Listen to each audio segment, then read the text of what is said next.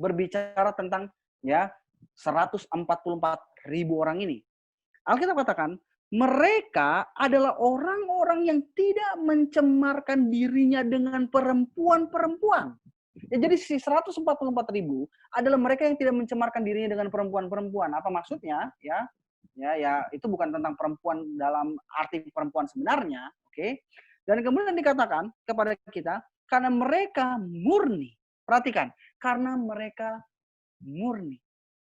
Jadi mereka ini murni, ya, sama seperti perawan. Oke?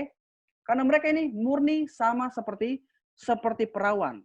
Mereka, ya, si 144.000 ini, mereka adalah orang-orang yang mengikuti anak domba itu kemana saja ia pergi. Di dalam kutipan tadi yang kita melihat, bahwa kita melalui iman harus mengikuti Yesus sampai masuk ke tabir di mana dia telah membuka jalan.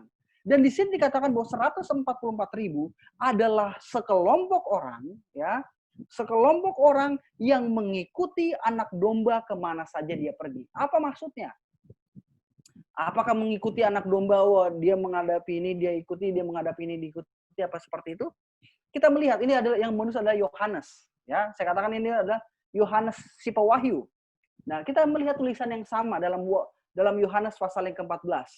Ya, di chapter yang sama, kita mau lihat, ya, kemana anak domba ini pergi. Pertanyaan itu, supaya kita tahu 144.000 pergi kemana. Ya, kita lihat dalam Yohanes pasal yang ke-14. Yohanes pasal yang ke-14, ini ketika Yesus berbicara kepada para muridnya, sementara dia akan meninggalkan para muridnya. Dia katakan, jangan gelisah hatimu, percayalah kepada Allah, percaya juga kepada aku, di rumah Bapakku banyak tempat tinggal.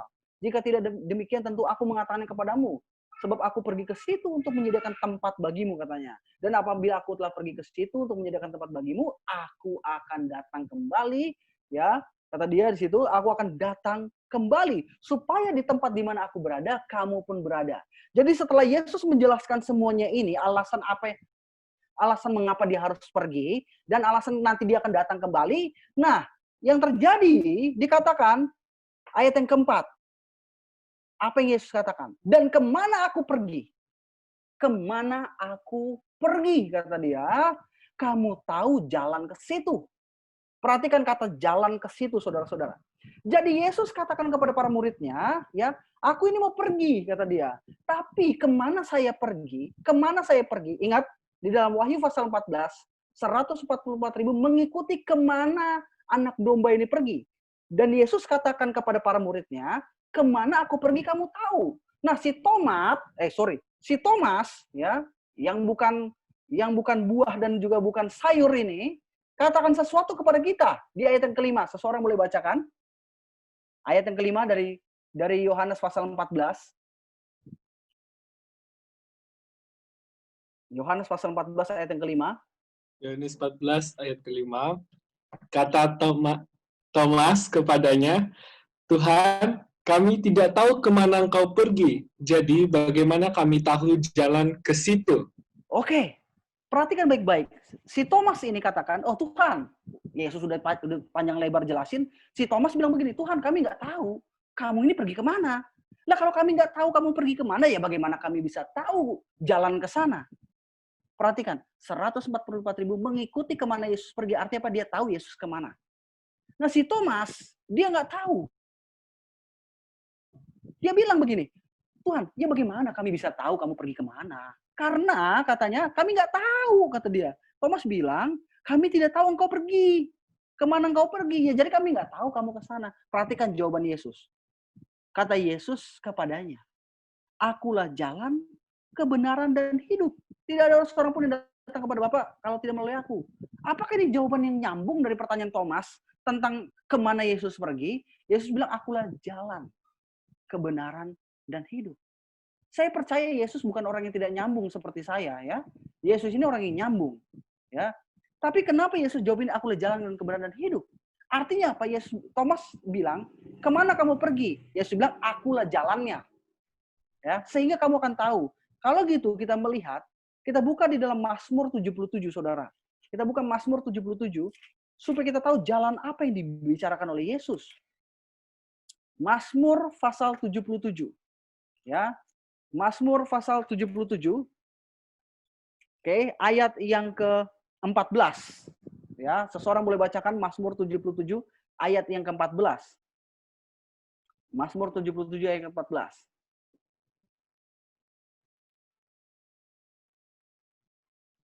Boleh bacakan? Mazmur 77 ayat 14. Ya Allah, jalanmu adalah kudus. Allah manakah yang begitu besar seperti Allah kami? Oke, terima kasih. Alkitab katakan kepada kita dalam Mazmur 77 ayat 14. Ya Allah, jalanmu adalah kudus. Indonesia kita katakan, ya Allah, jalanmu adalah kudus. Sebenarnya di dalam King James Version dikatakan, Thy way, O God, is in sanctuary. Jalanmu ya Tuhan ada di tempat kudusmu. Artinya, di sini kita mendapati semuanya, saudara. Yesus katakan, kemana aku pergi kamu tahu jalan ke sana. Kenapa? Karena itu adalah ke tempat kudus. Jadi dengan kata lain, ketika 144.000 ini, ya 144.000 ini pergi kemanapun anak domba itu pergi, artinya apa? Dia pergi ke tempat kudus. Ya, itulah sebabnya bagaimana dia pergi ke tempat kudus, ya. Sebagaimana kutipan yang tadi kita baca kembali saudara. Sebagaimana kutipan yang tadi kita baca kembali di sini katakan bahwa perantaran Kristus atas nama manusia di tempat kudus di atas sama pentingnya dengan rencana keselamatan seperti halnya kematiannya di kayu salib. Dengan kematiannya dia memulai pekerjaan itu, yang setelah kebangkitannya dia naik untuk menyelesaikannya di surga, kita harus dengan iman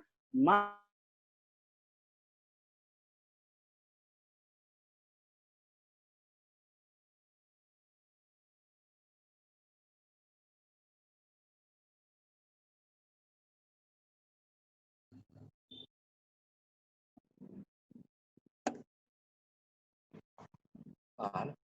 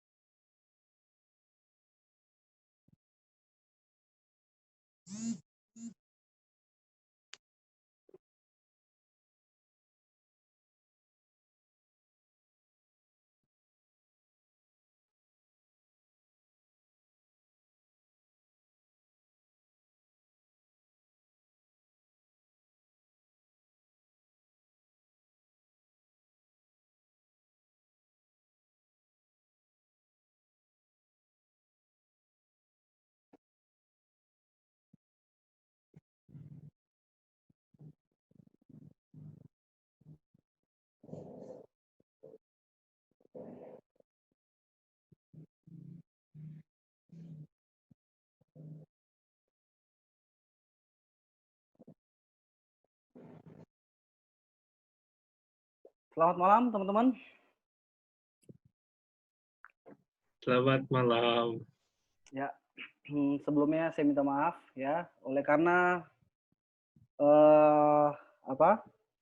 tiba-tiba internet saya mati ya, tidak pernah terjadi seperti ini. Jadi ini di luar kemampuan kita sebagai manusia. Oleh sebab itu kita tunduk kepala sekali lagi, kita berdoa, kita meminta Tuhan untuk dapat membantu kita ya, supaya kita dapat dijagai secara khusus sesuatu yang di luar kemampuan manusia ini. Kita tunduk kepala sekali lagi, kita berdoa. Maha besar Tuhan Bapa kami yang bertata dalam kerajaan surga. Terima kasih ya Tuhan untuk segala kebaikan dalam kehidupan kami, dan terima kasih juga ya Tuhan untuk berkat luar biasa yang Kau berikan kepada kami, di mana pada malam hari ini hamba-Mu secara khusus ya Tuhan boleh bergabung kembali di Zoom ini, boleh berbicara atas kehendak-Mu ya Tuhan.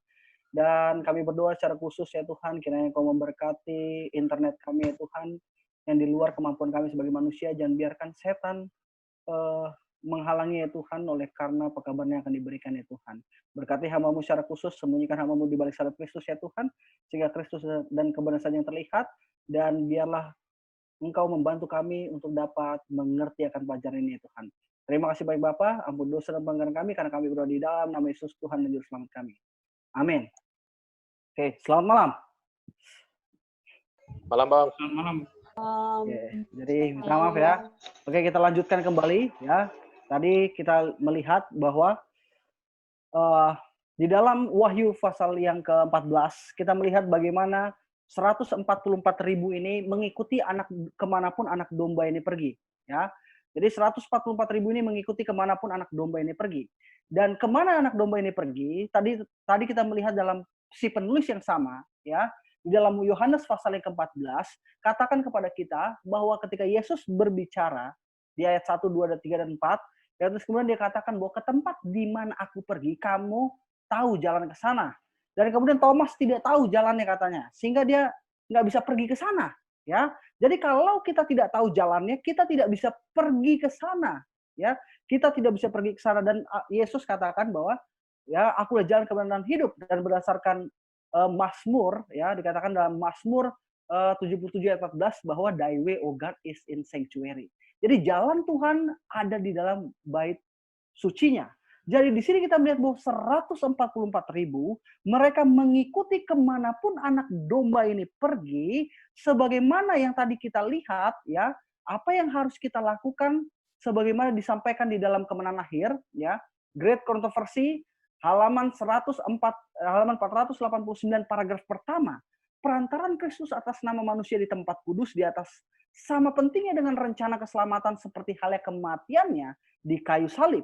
Dengan kematiannya dia memulai pekerjaan itu yang setelah kebangkitannya dia naik untuk menyelesaikannya di surga. Kita harus dengan iman masuk kemana? Ke tabir itu di mana? Di bait suci, di mana Yesus telah masuk sebagai perintis kita. Jadi di sini kita melihat saudara-saudara bahwa kita harus masuk ke sana. Kenapa?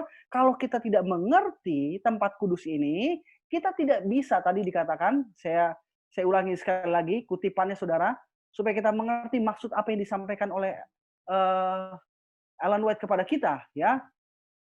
Di sini katakan kepada kita dalam GC 488 paragraf 2, subjek tempat kudus dan pengadilan pemeriksaan harus dipahami dengan jelas oleh umat Allah. Kalau tidak mungkin bagi mereka untuk menjalankan iman yang dibutuhkan pada saat ini.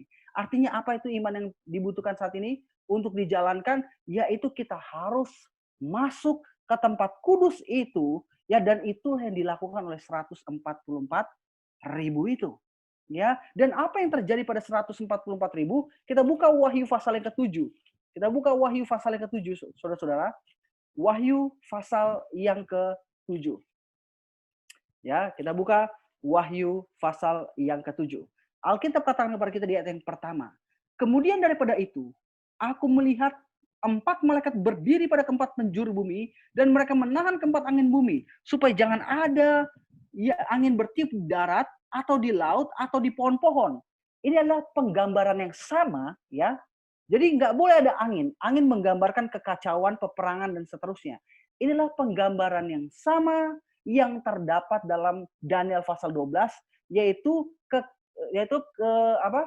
sesuatu hal yang luar biasa dalam Daniel pasal 12 ayat yang pertama, yaitu kita buka kembali Daniel pasal 12. Kita taruh jari kita di sini, ya. Kita kembali ke Daniel pasal 12.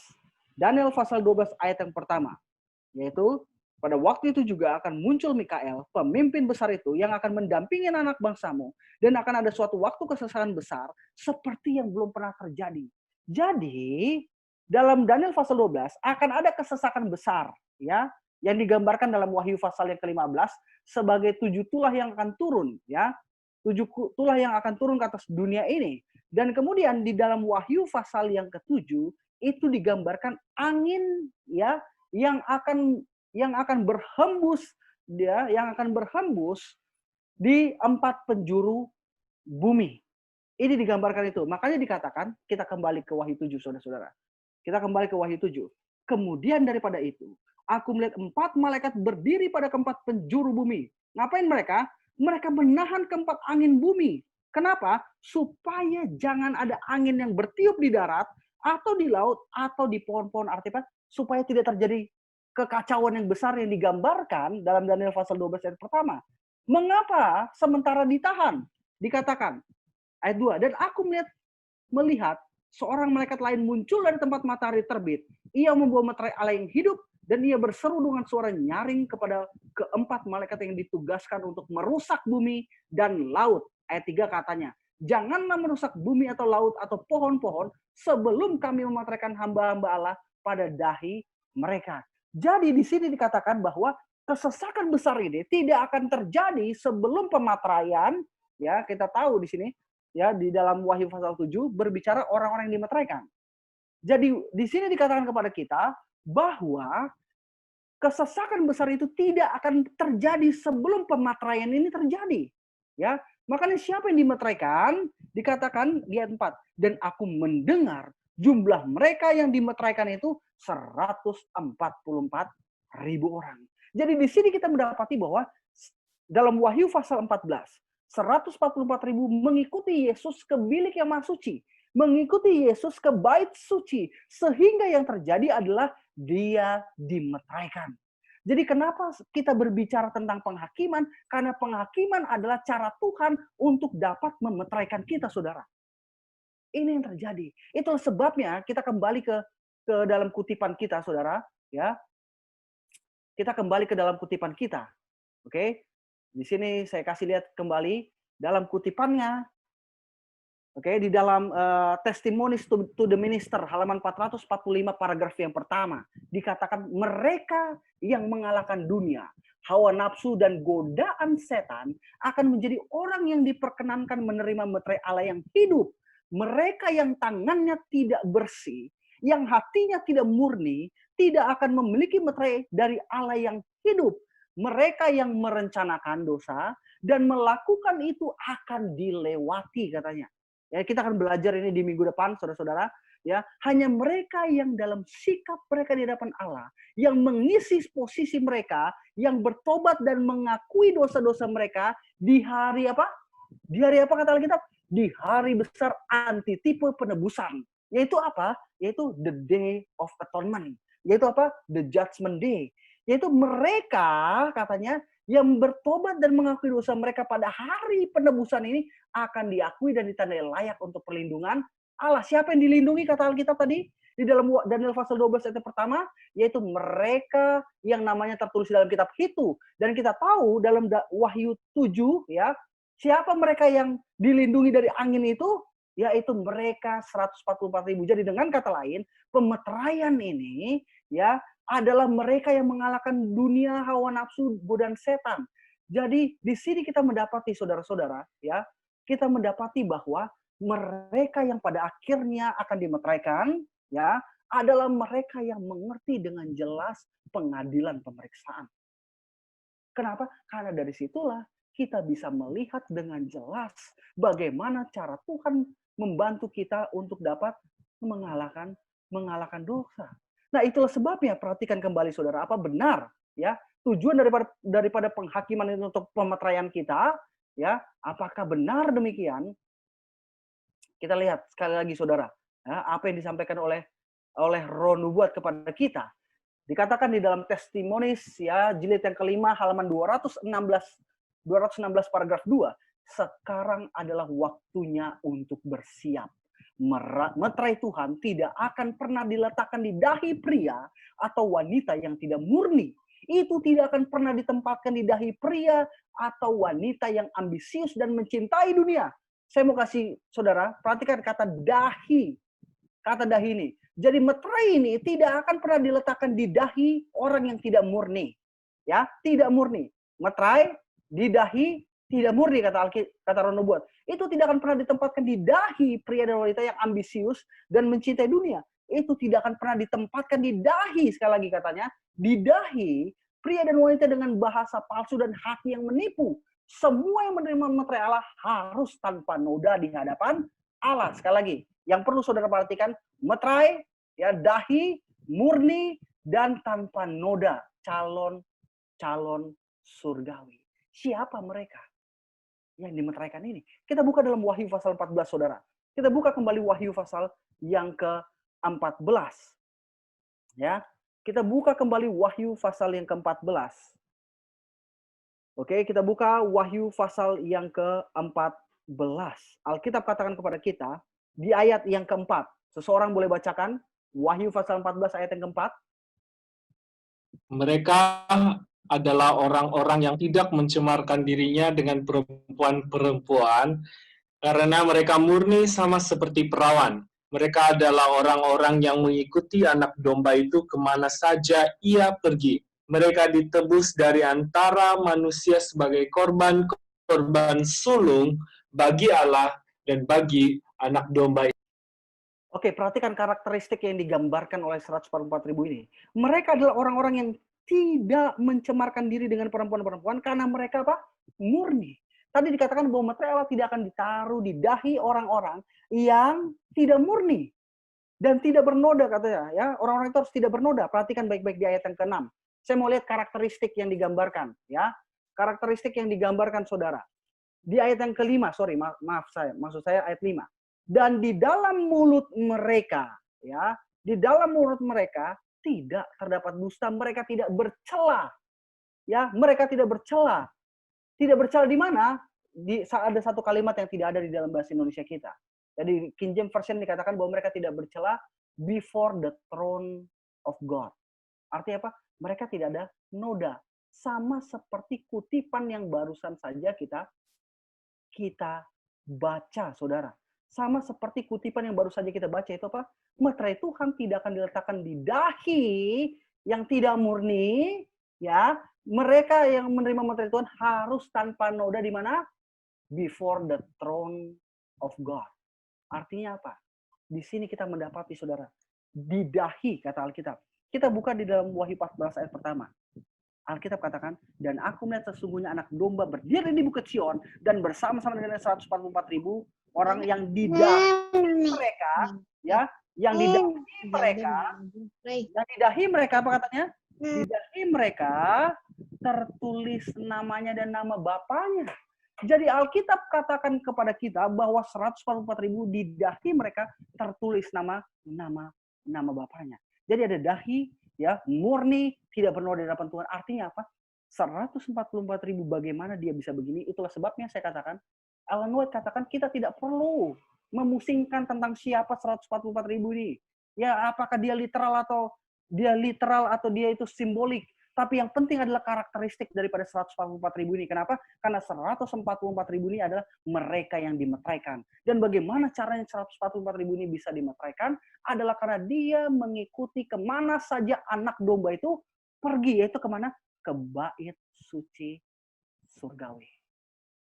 Dan itu yang harus kita lihat. Dengan iman, seharusnya kita mengikuti Yesus sampai ke bait suci surgawi. Coba kita buka ya gambaran yang sama yang diungkapkan dalam Mazmur 24 kepada kita. Ya. Mazmur pasal yang ke-24, Saudara. Di ayat yang ketiga dan keempat, seseorang boleh bacakan, ya.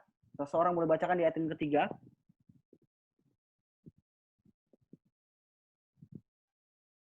Mazmur pasal yang ke-24 ayat yang ketiga. Mazmur 24 ayat yang ketiga. Siapakah yang boleh naik ke atas gunung Tuhan? Siapakah yang boleh berdiri di tempatnya yang kudus? Oke, terima kasih. Yang bersih. Perhatikan, siapakah orang yang boleh naik ke tempat gunung Tuhan, ya, ke atas gunung Tuhan? Di mana itu? Ya, saya mau kasih lihat. Siapakah yang boleh berdiri di tempatnya yang kudus? Siapa yang mereka? Orang yang bersih tangannya dan murni hatinya, yang tidak menyerahkan diri kepada penipuan, yang tidak bersumpah palsu. Siapa mereka? Mazmur 24 ayat 3 dan 4 menggambarkan 144.000 yang berdiri di Bukit Sion, bukitnya Tuhan yang tidak cemar. Artinya apa? Di sini kita bisa melihat, Saudara, ya, dari apa yang coba Alkitab katakan kepada kita, bahwa Tuhan, ya, ingin kita mengerti tentang subjek tempat kudus ini dan pengadilan pemeriksaan. Kenapa? Karena ketika kita mengerti, kita akan tahu bagaimana Tuhan memeteraikan. Kenapa? Karena di sini adalah di waktu di mana Tuhan akan memeteraikan kita. Dan kalau kita tidak dimeteraikan, Saudara, maka kita tidak akan bisa melewati masa kesukaran besar itu sendiri. Kita tidak akan bisa, Saudara, melewati masa kesukaran besar itu sendiri. Coba perhatikan apa yang Roh Nubuat katakan kepada kita, ya, dalam Review and Herald 1895 paragraf 5. Materai Allah yang hidup itu akan ditaruh pada mereka yang hanya memiliki tabiat seperti Kristus. Materai ini, ya, hanya diberikan kepada mereka yang memiliki tabiat seperti Kristus. Bagaimana kita mendapat tabiat seperti Kristus? Ketika kita mengetahui posisi imam besar kita, ketika kita dengan iman masuk ke di bilik yang maha suci, dan kita mengetahui apa yang Yesus lakukan sementara di bilik yang maha suci itu sendiri. Tidak heran, ya, bagaimana caranya? Bagaimana caranya? Kita buka di dalam bagaimana caranya Tuhan memeteraikan kita. Kita buka di dalam Efesus, ya, Efesus 4 ayat 30. Seseorang boleh bacakan Efesus 4 ayat 30. Efesus 4 ayat 30. Efesus 4 ayat 30. Boleh dibacakan?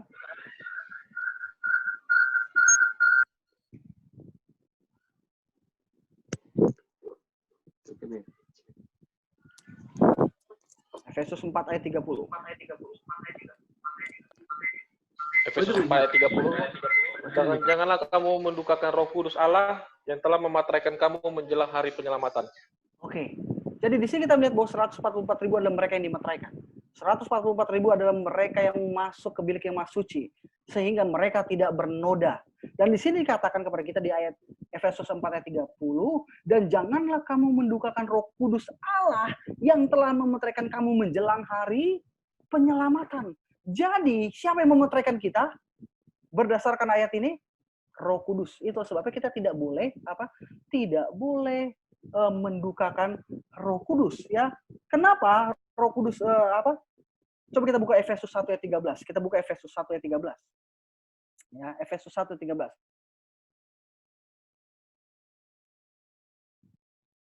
Ya. Efesus 1 ayat 13. Kita katakan kepada kita, di dalam Dia kamu juga, karena kamu telah mendengar firman kebenaran, yaitu Injil keselamatanmu, di dalam Dia kamu juga ketika kamu percaya dimeteraikan dengan Roh Kudus yang dijanjikan itu. Jadi Roh Kudus, ya, Roh Kuduslah yang akan memeteraikan kita, Ya, Roh Kudus lah yang akan memeteraikan kita. Dan untuk apa Roh Kudus memeteraikan kita? Kita buka di dalam 2 Timotius 2 ayat 19, Saudara.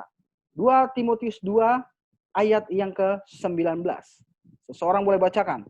2 Timotius 2 ayat yang ke-19. 2 Timotius 2 ayat yang ke-19. Tetapi dasar yang diletakkan Allah itu teguh dan meterainya ialah Tuhan mengenal siapa kepunyaannya. Dan setiap orang yang menyebut nama Tuhan hendaklah meninggalkan kejahatan. Oke, terima kasih. Alkitab katakan kepada kita apa? Tapi dasar yang diletakkan Allah itu teguh dan meterainya ialah Tuhan mengenal, katanya apa? Tuhan mengenal kepunyaannya. Artinya apa? Kejahatan. Tujuan meterai itu adalah milik kepunyaan Tuhan. Kenapa kita harus dimeteraikan? Ya, oleh karena supaya kita ini menjadi cap yang jelas bahwa ini adalah punya Tuhan. Ini adalah punya Tuhan, dan bukan hanya itu, dikatakan lebih lanjut bahwa setiap orang yang menyebut nama Tuhan hendaklah meninggalkan kejahatan. Artinya apa? Orang-orang yang pada akhir akan dimeteraikan, mereka adalah orang-orang yang meninggalkan kejahatan. Itu sebabnya tadi dikatakan kepada kita bahwa mereka yang dimeteraikan, mereka ya tidak boleh memiliki cacat celah. Mereka harus punya tabiat seperti Yesus. Dan bagaimana cara kita dimeteraikan? Efesus 4:30 katakan kepada kita bahwa Roh Kudus Tuhanlah yang akan memeteraikan kita. Dan sekarang barulah kita tahu, saudara. Alkitab katakan kepada kita, tidak tahukah kamu bahwa kamu adalah bait Roh Kudus, di mana Roh Kudus diam di dalam kamu. Sekarang kita tahu arti daripada Wahyu pasal 3 ayat yang ke-20. Ketika Yesus katakan, lihat aku berdiri di muka pintu dan mengetok. Jikalau ada orang yang mendengar suaraku dan membukakan pintu, aku akan masuk mendapatkannya, ya kan? Ia akan makan bersama-sama dengan aku dan aku akan bersama-sama dengan dia. Apa maksudnya? Yesus tidak bisa datang kembali. Kenapa? Karena dia sudah tidak bisa lagi omnipresent. Ya, karena dia sudah memiliki tubuh seperti kita. Dan bagaimana caranya dia bisa masuk? Melalui Roh Kudus. Artinya apa? Kenapa Roh Kudus harus ya masuk? Ya, Yesus melalui perwakilannya yaitu Roh Kudus, dia harus masuk karena kita sementara sedang dihakimi. Kenapa? Karena kita sementara sedang ingin dimeteraikan. Tetapi mereka yang tidak tahu tentang subjek ini, mereka pasti akan dilewati. Kenapa? Karena mereka tidak tahu yang sebenarnya apa yang Yesus lakukan di dalam pengadilan pemeriksaan. Ini terjadi, saudara. Laodikia ya mengalami suam-suam hukum. Tadi dikatakan kenapa? Karena mereka tidak mengetahui subjek yang sebenarnya ya yang harus dipelajari. Tidak heran, saudara, saya mau katakan begitu banyak di dalam gereja ini masuk rupa-rupa angin pengajaran. Kenapa? Karena dengan masuknya rupa-rupa angin pengajaran ini supaya membingungkan pemikiran umat-umat Tuhan, sebenarnya apa yang harus dipelajari. Tujuan utama yang dipelajari adalah bait suci ini sendiri, supaya kita hidup benar. Itulah sebabnya tadi dikatakan kepada kita, ya, kita kembali apa yang dikatakan kepada kita, saudara-saudara, ya. Di sini dikatakan kepada kita di dalam satu manuskrip rilis. Sekarang kita akan paham apa yang coba disampaikan oleh Rono Buat. Manuskrip rilis, ya, volume pertama 228 paragraf 2. Tujuan Tuhan dalam memberikan pekabaran malaikat ketiga kepada dunia adalah untuk mempersiapkan suatu umat untuk berdiri benar untuk pengadilan pemeriksaan. Jadi di sini kita mendapati bahwa tujuan utama pekabaran kita adalah untuk mempersiapkan orang-orang ini mempunyai karakter seperti Yesus. Jadi kalau kita mengabarkan cuma sabat, mentok di sabat saja, saya tidak katakan sabat salah, sabat itu benar. Ya, tapi kalau kita mentok di sabat saja, kita tidak memberitahukan kepada mereka bahwa tujuan utamanya adalah pembentukan karakter, gagal sebenarnya. Dan kalau kita, ya, saya mau katakan kalau kita health reform, kita vegan dan segala macam, kalau itu hanya untuk kesehatan saja, saya mau katakan kita gagal. Kenapa? Karena tujuan utama dari pekabaran ini sendiri adalah bahwa membuat kita untuk berdiri benar pada hari pengadilan pemeriksaan. Kenapa? Karena mereka yang dimeteraikan saja yang tidak akan menyembah binatang, mereka yang dimeteraikan saja yang akan melewati masa kesukaran besar ini ditemani oleh Yesus. Ini tujuan utamanya, saudara. Artinya ketika kita mengetahui ini semuanya, tidaklah heran kita bisa melihat apa yang sebenarnya menjadi fokus daripada umat Tuhan saat ini. Bukan lagi tentang apa yang masuk ke dalam gereja saat ini ya. Pelajaran-pelajaran yang menurut saya itu hanya side issue untuk membawa umat-umat Tuhan tidak melihat fokus utama mereka, yaitu apa? Yaitu tabiat yang sebenarnya. Ini terjadi, saudara. Tidak heran gereja kita dimasuki begitu banyak dengan rupa-rupa angin pengajar. Kenapa? Karena setan ingin membawa umat Tuhan dari tujuan yang sebenarnya. Ya, dari tujuan yang sebenarnya untuk memiliki tabiat seperti Yesus dibawa begitu jauh, ya, begitu jauh sampai mereka berfokus kepada doktrin ini. Ini terjadi. Ya, itu sebabnya bahwa bait suci, ya, dan pengadilan pemeriksaan adalah our foundation. Kenapa? Karena dari situ kita bisa tahu yang sebenarnya. Jadi saudara, kita bisa lihat apa tujuan daripada pengadilan ini? Pemeteraian. Tuhan ingin memeteraikan umat-umatnya, ya, sebelum pengadilan ini berhenti, ya, sebelum pengadilan ini berakhir.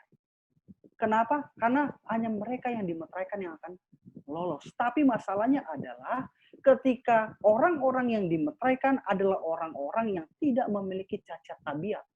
Ini permasalahannya. Kita tidak boleh memiliki cacat tabiat. Itulah sebabnya mengapa, ya, saya katakan itulah sebabnya mengapa Tuhan begitu keras terhadap Musa. Ya, bukan karena Tuhan tidak sayang Musa, tapi Tuhan ingin menunjukkan kepada setiap umat segala zaman, ya khususnya kita, karena Paulus katakan apa yang terjadi pada mereka adalah sebuah gambaran bagi kita yang hidup menjelang datangnya Yesus. Artinya apa? Musa Tuhan tidak izinkan, hanya satu kesalahannya, dia tidak masuk ke Kanaan. Yaitu apa? Ketika dia memukul batu itu tidak sesuai dengan apa yang Tuhan minta. Musa nggak masuk, hanya satu dosanya yang tercatat. Sejak dia bertobat, ya, sejak dia bertobat, bukan waktu dia membunuh saudara-saudara, tapi sejak dia bertobat, sejak dia menjadi orang yang sangat rendah hati, hanya ada satu kesalahan yang tertulis, yaitu apa? Dia memukul batu. Ya, Yesus minta satu, karena itu menggambarkan Yesus dipukul sekali saja, ya, oleh karena dosa kita, tapi Musa memukulnya lebih dari satu kali, sehingga keindahan Injil itu jadi hilang. Ya, dan bukan Tuhan marah, tapi Tuhan ingin menunjukkan kepada kita bahwa satu dosa saja cukup untuk membuat kita tidak dimeteraikan, tidak masuk Kanaan surgawi. Itulah sebabnya di dalam Keluaran pasal 32 ayat 33, ketika orang-orang Israel membuat patung lembu emas, dan Musa melihat dan Tuhan mau binasakan semuanya, dan Musa bilang, oh Tuhan jangan, lebih baik nama saya aja yang dihapus dari kitab kehidupan. Tapi Tuhan katakan tidak, orang yang berdosa, nama mereka lah yang akan dihapus dari kitab kehidupan. Itu adalah sebuah gambaran yang sangat jelas, saudara, bagi kita, bahwa satu dosa saja cukup untuk melempar nama kita dari kitab kehidupan, dan satu dosa saja cukup untuk membuat kita tidak masuk Kanaan surgawi, sama seperti Musa. Tuhan tidak izinkan, walaupun cerita selanjutnya kita tahu ya Musa masuk, ya, tapi ada sebuah pelajaran yang digambarkan di sana bahwa satu dosa cukup. Nah, pertanyaannya adalah bagaimana di dalam pengadilan pemeriksaan ini? Ya, di dalam pengadilan pemeriksaan ini kita bisa untuk memiliki, ya, sebuah kehidupan yang sesuai, yaitu tidak ada cacat celah. Bagaimana caranya? Bagaimana caranya? Ya, dan apa alasannya kenapa Tuhan izinkan COVID-19 ini dalam kehidupan kita, saudara? Kita akan pelajari di pelajaran berikutnya alasannya. Tapi yang kita pelajari pada hari ini adalah topik ini adalah fondasi iman kita. Sebuah fondasi yang menggambarkan kepada kita, saudara-saudara, ya, bahwa tujuan utama kita adalah pembentukan karakter. Apapun yang kita perhatikan, apa yang dikatakan kepada kita dalam 1 Korintus pasal 10 ayat 31, jika engkau makan, jika engkau minum, jika engkau melakukan segala sesuatu, lakukanlah untuk kemuliaan Allah. Apa itu kemuliaan Allah? Ketika Musa, ya, bertanya kepada Tuhan, Tuhan, tunjukkanlah kemuliaan-Mu kepadaku. Dan kemudian Tuhan bilang, oh, kamu sembunyi di balik batu, saya akan berjalan, ya, menunjukkan kemuliaan saya sambil berseru, Tuhan, Tuhan Allah pengasih, penyayang, panjang sabar, berlimpah kasih setianya. Artinya apa? Kemuliaan Tuhan adalah karakternya. Artinya apa? Apapun yang kita makan, bukan buat kesehatan, saudara. Kalau kita vegetarian, kalau kita vegan hanya untuk sampai taraf sehat, gagal saya bilang vegetarian. Gagal vegannya, kenapa? Karena seharusnya ini membantu kita untuk mempunyai karakter seperti Yesus. Kalau kita menginjil, ya, kalau kita menginjil hanya untuk mendapatkan ribuan jiwa, itu benar. Saya nggak bilang katakan itu salah, itu baik, itu adalah baik. Tapi kalau menginjil hanya untuk sampai taraf seperti itu, saya katakan penginjilan kita gagal. Kenapa? Karena Roh Nubuat katakan kepada kita bahwa Tuhan bisa saja, ya, bisa saja menjangkau jiwa-jiwa tanpa pertolongan kita. Tetapi agar kita mengembangkan tabiat seperti Dia, kita harus mengambil bagian dalam pekerjaannya. Artinya apa? Tujuan penginjilan utama adalah selain memenangkan jiwa, adalah pembentukan karakter. Kalau ada orang yang memenangkan jiwa, karakternya begitu-begitu aja, arti gagal tujuan Tuhan. Kalau ada orang vegetarian, kerjanya marah-marah terus, ya, gagal, saudara. Itu sebabnya kita harus bergumul terus. Kalau ada yang lainnya, artinya apa? Tujuan utama, fokus tujuan utama kita adalah pembentukan karakter. Tapi masalah bagaimana?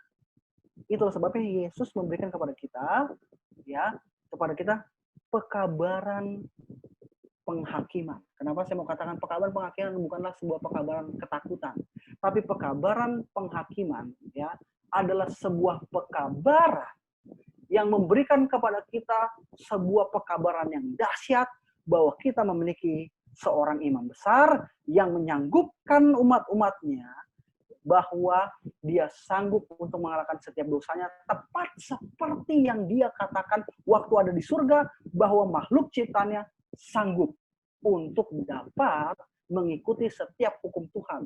Jadi saya mau katakan, saudara, melalui pengadilan pemeriksaan ini, melalui pengadilan ini, kita bisa tahu bahwa Tuhan adalah benar. Jadi kalau kehidupan kita jatuh terus, artinya apa, saudara? Artinya kita percaya bahwa setan adalah benar dan bahwa kita tidak mungkin mengalahkan dosa-dosa kita. Tapi tidaklah demikian. Jadi saya katakan ini sebuah pekabaran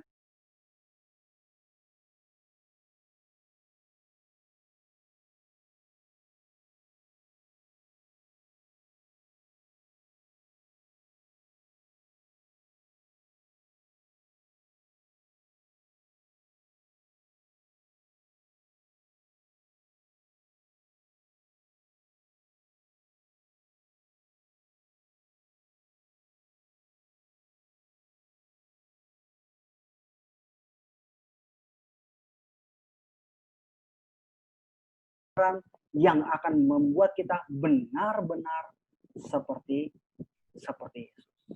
Ini yang terjadi, saudara. Tapi masalahnya adalah kita nggak pernah bicarain pekabaran ini. Kita nggak pernah bicarain pekabaran terdahsyat ini. Kita tidak pernah membicarakan ini, sehingga tidak heran kita menjalankan iman kita tidak sesuai. Kita menjalankan iman kita seperti apa? Seperti orang-orang, ya, yang terdapat dalam Matius pasal yang ke-24 yang katakan bahwa Tuanku menunda kedatangannya. Kita percaya Yesus akan datang, tapi kita katakan melalui setiap kehidupan kita bahwa Yesus masih lama datang. Itulah tidak heran kenapa kehidupan kita seperti ini sebagai umat Tuhan. Mengapa kehidupan kita nggak jelas? Mengapa kehidupan kita tidak menggambarkan iman kita yang sebenarnya? Kenapa? Karena Yakobus katakan kepada kita, iman tanpa perbuatan hakikatnya adalah mati. Artinya apa? Iman kita, si penunggu kedatangan Yesus yang kedua kali, harus menggambarkan bahwa kita benar-benar menunggu kedatangan Yesus kedua kali. Bukan orang-orang yang mencari harta dunia ini. Bukan orang-orang yang mencari kesenangan dunia ini. Bukan itu lagi yang harus kita lakukan saat ini. Yang harus kita lakukan adalah saat ini, kita tahu bahwa Yesus akan datang, sama seperti Nuh. Bahwa dia tahu air bah akan datang, yang dia lakukan adalah mempersiapkan diri dengan bahtera. Sama seperti kita. Yesus katakan sebagaimana pada zaman Nuh, demikian halnya pula pada kedatangan anak manusia. Artinya apa? Sama seperti Nuh, mengabarkan sebuah pekabaran bahwa air bah akan datang, dan kita mengabarkan sebuah pekabaran Yesus akan datang, yang Nuh lakukan preparation to meet flood itu sendiri. Artinya apa? Ketika kita mengabarkan Yesus mau datang, ya, kita harus punya persiapan untuk bertemu dengan Tuhan. Itu sebabnya kenapa saya kasih tema prepare to meet thy God. Kenapa? Karena pekabaran kita mempersiapkan kita untuk bertemu dengan Tuhan. Kalau kita tidak siap untuk bertemu dengan Tuhan, oleh karena apa? Karena kita tidak melihat pekabaran itu yang sebenarnya. Saudara, mungkin ini menjadi sesuatu yang baru bagi kita, ya. Mungkin tapi kita telah dilihat oleh Alkitab, ya, dan Roh Nubuat tadi kita melihat bagaimana Tuhan memberitahukan kepada kita bahwa tujuan utama kita, ya, tujuan utama kita saat ini adalah pembentukan karakter. Tapi saya katakan, ya, saya mau katakan saudara, jangan sampai telat pembentukan ini. Dan mengapa Tuhan izinkan COVID-19 ini? Ya, mengapa Tuhan izinkan COVID-19 ini, saudara? Saya mau katakan, ketika saya setiap hari melihat update COVID-19, saya berpikir dalam hati saya, Tuhan, ada ratusan ribu orang di luar sana, Tuhan, yang mati, yang saya sendiri nggak tahu. Orang ini tahu nggak kebenaran Tuhan? Orang ini tahu nggak pekabaran Tuhan? Saya nggak tahu. Apakah orang itu mati di dalam Yesus benar atau tidak? Apakah mereka mati dalam sebuah pengharapan tentang kebangkitan yang kita miliki saat ini? Apakah mereka punya itu, saudara? Mereka belum tentu tahu tentang hal itu. Tapi Tuhan izinkan, ya, untuk satu hal, membuat umat-umat Tuhan mengerti, saudara, sama seperti Daud punya sebuah kesalahan, ya, kesalahan Daud, ya, sehingga Tuhan harus turunkan wabah ke Yerusalem hanya untuk mengingatkan Daud bahwa oleh karena kesalahanmu ribuan orang mati tanpa pengharapan. COVID-19 ini diizinkan sama Tuhan oleh apa? Supaya kita mengingat, supaya mata kita terbuka, ribuan orang mati. Hanya karena apa? Tuhan mau kita mendengar. Tuhan mau kita kembali ke Dia. Apa perlu jutaan orang mati, saudara? Tidak tahu kebenaran. Apa perlu sampai miliaran orang mati? Hanya untuk bangunin umat-umat Tuhan. Tidak perlu sampai sebatas itu Tuhan lakukan sesuatu. Tuhan izinin sesuatu. Walaupun kita tahu setan berbuat sesuatu dalam hal ini. Tapi jangan sampai itu Tuhan izinin hanya untuk bangunin kita, saudara. Kita tidak berbicara tentang orang-orang yang mati tadi. Ya, karena bukan hak kita untuk menentukan dia akan ada di surga atau tidak. Tapi satu hal yang pasti, Tuhan izinin itu semua untuk membuka mata kita. Mengapa sampai sejauh itu? Mengapa? Oleh karena kita dalam keadaan Laodikia. Kita merasa umat Tuhan, kita merasa tahu banyak, kita merasa mengerti jelas, kita merasa bahwa kita adalah orang yang paling hebat, kita udah lakuin semuanya, tapi sebenarnya tabiat kita buruk. Saya selalu mikir ini dalam hati saya. Tuhan, kenapa ada COVID-19? Tuhan, kenapa ada COVID-19? Saya selalu katakan, Tuhan, banyak sekali pekerjaan yang seharusnya bisa dilakukan, tetapi terhambat oleh karena COVID-19. Sampai saya mengerti jelas. Oleh karena kasih karunia-Nya, Tuhan harus izinkan itu, saudara. Tuhan harus izinkan supaya apa? Membangunkan umat-umat Tuhan. Pertanyaan saya pada malam hari ini adalah, apakah kita harus membiarkan sampai ratusan ribu atau bahkan sampai menyentuh jutaan orang untuk meninggal hanya untuk membukakan mata kita untuk kita bangun dari tidur rohani kita, untuk membuat kita bersiap bagi kedatangan yang kedua kali. Di luar sana banyak orang yang udah siap, saudara, saya katakan. Tuhan hanya tinggal ngebalikin itu aja, mereka datang. Mereka datang, saya percaya banyak ribuan, bahkan Roh Nubuat katakan kepada kita bahwa kabar itu akan sangat cepat diberitakan nanti. Tuhan punya umat-umat yang luar biasa di luar sana, banyak. Tapi yang dia tunggu siapa? Umatnya.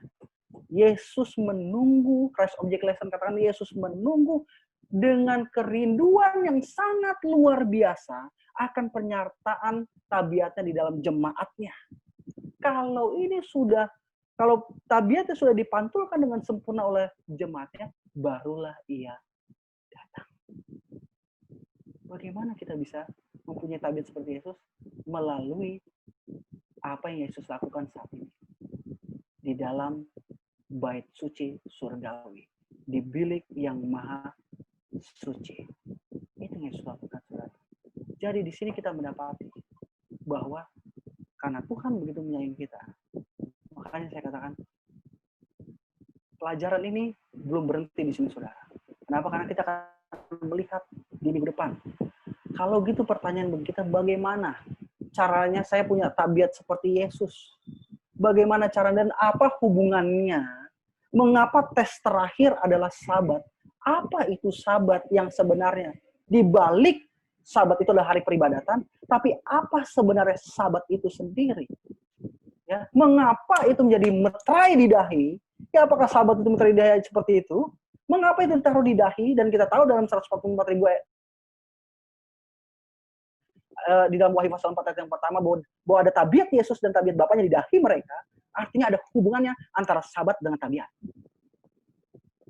Apakah supaya kita jangan seperti orang Farisi yang melakukan apa yang Tuhan minta tanpa mengetahui makna di baliknya.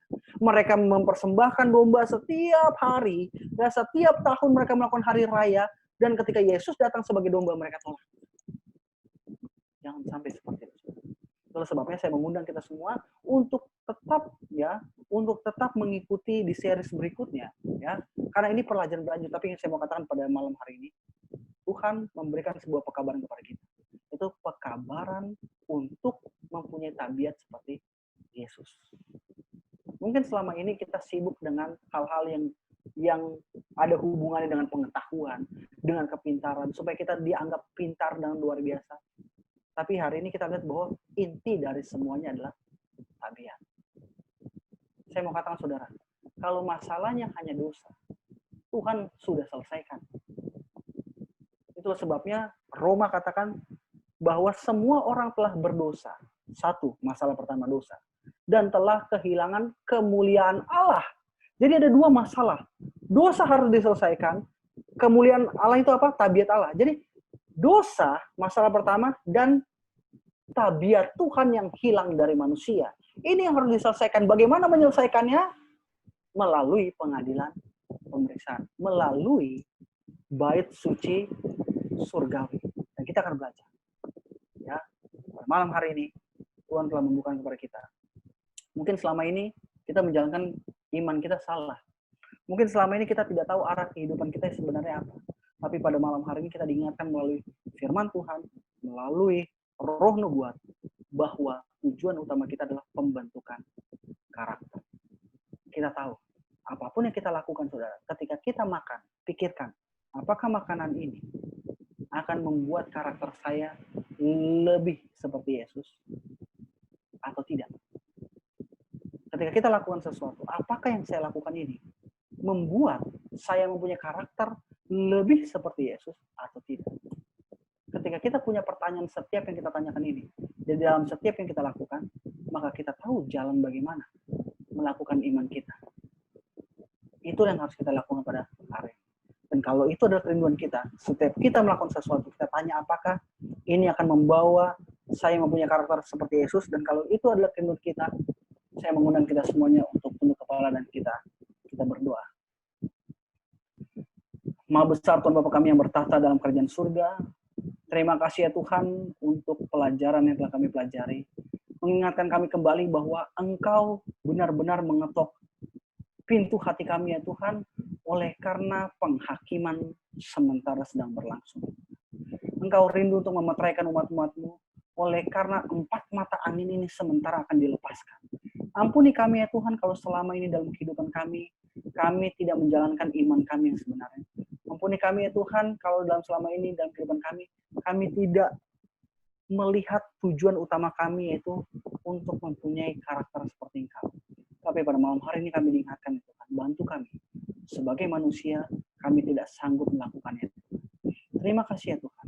Berkati kami semua yang ada di sini, pribadi lepas pribadi, dalam setiap pergumulan yang dihadapi ya Tuhan. Berkati kami semuanya. Karena kami berada di dalam nama Yesus, Tuhan dan Juru Selamat kami. Amin.